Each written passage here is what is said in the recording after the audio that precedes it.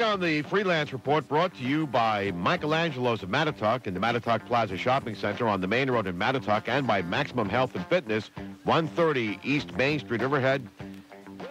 Well, we're back, Gianna. We are back with Abra Morawiec, a very good friend of mine.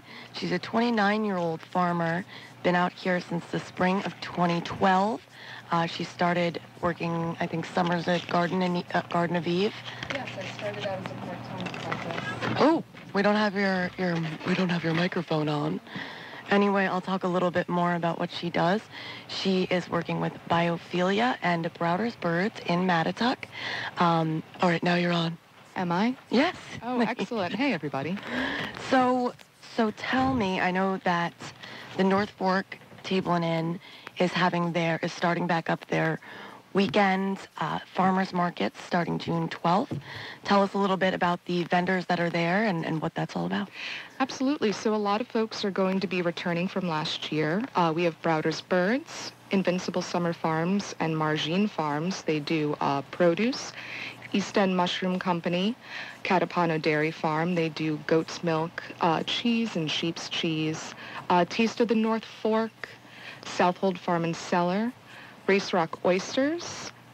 North Fork, the North Fork Table and Inn actually also has a specialty tent there where they sell cured meats, smoked salmon, and also Claudia scones and muffins. Right, because that's the big it's a big new thing. That's Jerry's new project, is the smoked meats. Yeah. And there's going to be 3 new vendors this year as well. We have Carissa's Breads. She makes breads actually with wheat and flour milled by the girls down in Amber Waves on the South Fork. And Backyard Brine Pickle Company will also be there. They're out of Jamesport, New York. And also Garden Fusion. They're certified organic, and they do lots of transplants. So you can buy your tomatoes, pepper plants, eggplant, transplants, all from them. They'll all be there June 12th, 9 a.m. to 12 p.m., and the market runs through September. All right, very cool. And so something that I was talking to Abra about off the air was about the importance of apprenticeship in this next generation on the East End in farming. I remember talking with Joe Gergella, the former executive director of the Long Island Farm Bureau, about this, and he was saying as we're going forward, it's so important for older established farmers to lease land to younger farmers in order to get them started, because our biggest challenge out here as far as farming goes is the price of land. Yes, it is. And so tell us a little bit about how your experience as a young farmer, what you're seeing as a challenge. Is that what you're finding? One of the largest challenges is the acquisition of land, for sure. Also, machinery and equipment that's required to do business as a farmer is also very expensive. Tractors, if you're going to be raising, like, let's say, poultry, you need either, a processing unit. You need to go to a slaughter facility, or you can make your own with scalders and feather pluckers and kill cones.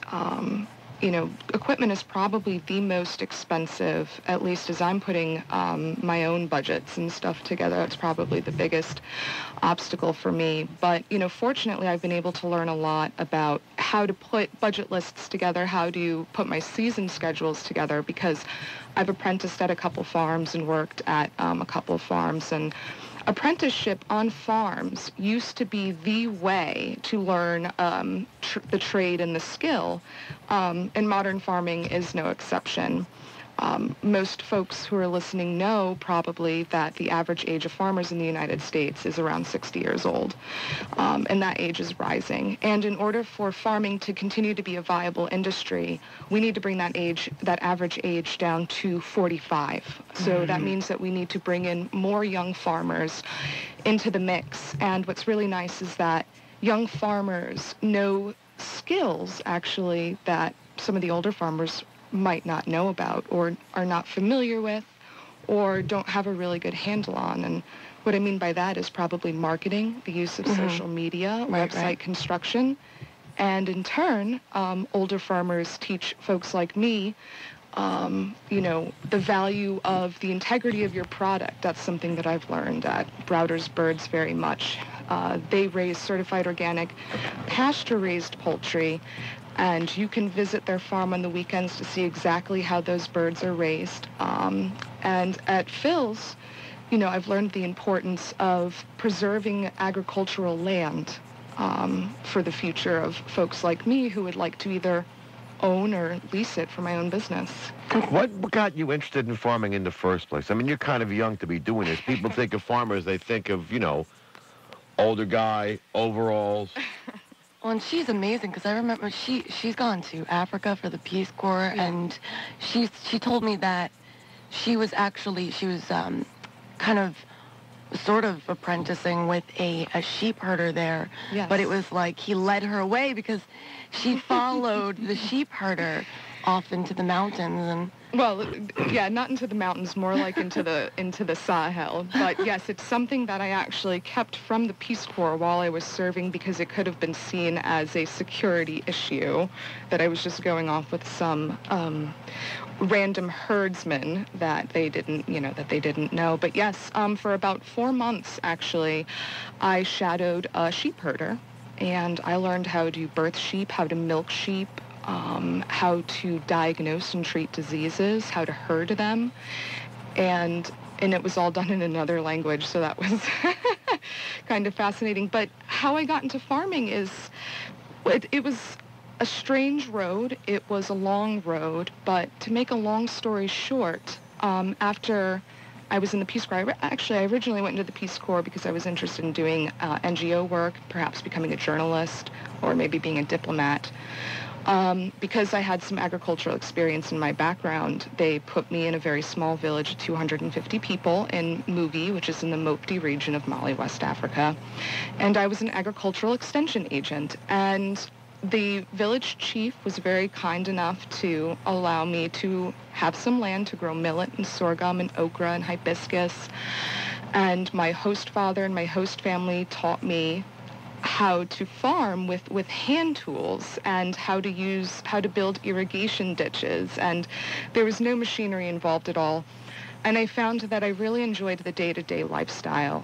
So when I came back to America, I decided that I wanted to work for an NGO that had to do with food security. I had a very difficult time finding a job. I was unemployed for about 5 or 6 months. And I decided to enroll in Americorps here in the United States and work with the New York City Coalition Against Hunger. They stationed me at an urban farm in Bedford-Stuyvesant, and it was called the Brooklyn Rescue, it is still called the Brooklyn Rescue Mission, and the reverends there are Robert and Devaney Ann Jackson. They're great people. They're still farming. They grow food for the food pantry that they have there in Bedford-Stuyvesant. And I met Eve Kaplan-Walbrecht, actually, at a Just Food conference in Manhattan in the early winter of 2012. And she had a friend who was living in Mali, West Africa, and that's how we decided to get talking. And she asked me to come out and visit the farm because I had inquired if there were any positions open at the farm. Because urban farming, really got the juices going. I saw that I really liked it, but I wanted to do it on a larger scale. So I went to Garden of Eve one day, early March. I ended up volunteering for almost the entire day, and at the end of the day, I was offered a job. That is unbelievable. It's so interesting how everything sort of leads you to the next door, because it's almost as if you hadn't had that West Africa connection, Eve may have just been another person that you met. Yeah, absolutely. Why hibiscus? You mentioned that. Oh, well, the hibiscus actually in Mali it's dried and used for tea. Huh. Yeah, and okra is also in the hibiscus family, and okra is something that they cultivate there extensively in West Africa. It's one of the more drought-tolerant varieties of plants that you can grow out there. So I was very fascinated to hear about, you talk about the importance of apprenticeship, and when you were talking about that, it made me realize that that's sort of the way in all industries. Yeah. There's a Yiddish proverb. It is better to learn how to barber on somebody else's beard. And if you're a young person, or if you're a person who's looking to start their own business, it is of the utmost importance to work in a place or to work in a business that you can actually learn from the owner who's been doing it for years, right. or in this case for seasons. That was the biggest thing for me when I got going in journalism, was learning from true blue established newsmen like Peter Booty and Tim Kelly, who have been doing it. They've been doing it and doing it. And now from Bruce Tria. And I'm sure you also have learned a lot about what not to do, right. which is just as important as learning what to do. But as I said before, I stress to anybody who wants to farm, please, please, please spend more than one season on a farm. Start at the bottom too. Don't right. You know, you're going to start as a farmhand. You're going to be doing all the grunt work, and that's fine. You'll find out really quickly if this is what you want to do. A lot of people romanticize farming. They think it's just running around in a sundress with a basket full of lettuce, and it's really not. I mean, I stink. I have chicken guts on me sometimes. I'm covered in dirt. I get cut up. Sometimes machinery bangs me in the shin. It's a tough job, but it's also a lifestyle. Once you start farming, you become more connected with the food system, the local food system, and there's something very satisfying about that. And I'm very happy to be living this lifestyle day in and day out. Yeah, I don't think I've ever seen you in a sundress. Abra. I look good. Abra, I really would like to have you back on the program. It was a pleasure. Thank you. We're going to go take a break, and then when we come back, we'll put a bow on this. Awesome. Thanks very much. Before we put a ribbon on everything, Comrade Dan checked in with a traffic report. Believe it or not, the Long Island Railroad is working on Mill Road, the train tracks and the crossing, so they're down to one lane going up Mill Road.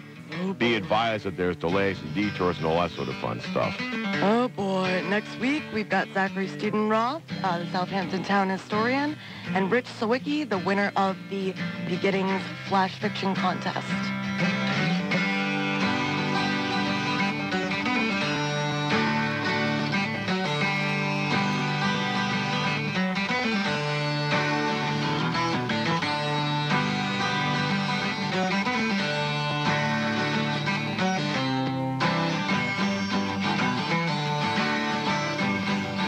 This is the only reason to listen to AM radio 1390 WRIV Riverhead, your home.